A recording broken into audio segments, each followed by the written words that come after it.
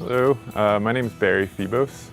I am a graduate student in the Department of Sustainable Technology in the Built Environment, and I do work out here at BURL, which is an acronym that stands for Biodiesel Education and Research Laboratory. In this Quonset hut here is our biodiesel processor.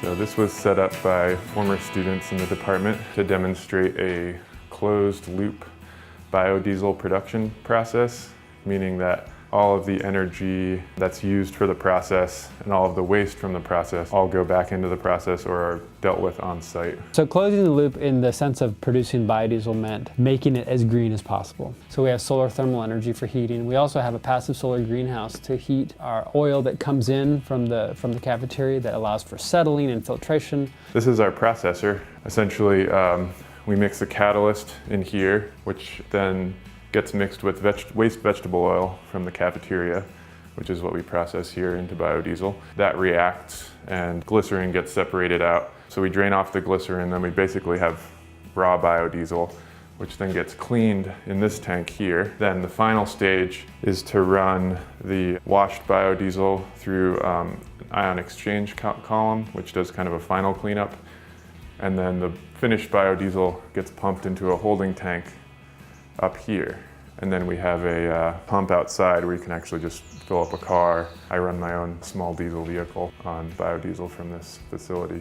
Diesel engines, diesel equipment, things like tractors and heavy equipment, agricultural equipment use diesel fuel, which is a distillate from fuel oil. And diesels are infamous for being heavy, polluting, producing a lot of particulates. So biodiesel fuel is an oxygenated hydrocarbon. That means it has oxygen molecularly bonded in its structure. So it burns cleaner, that's on the emissions side, but it's also cleaner from a standpoint that it's made from waste materials or agricultural materials.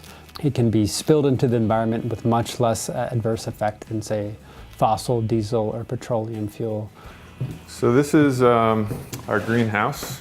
These tanks right here are where the waste vegetable oil first gets brought into the facility. They get settled in here with the heat from the greenhouse, which helps to settle out solids and water more quickly. We have one course called Biofuels Technology that uses the facility to actually make fuel, allows students to be hands-on and in a scaled-up version, not just on a lab, not making biodiesel in a 50 milliliter beaker. It's actually scaling it to some actual usable quantities.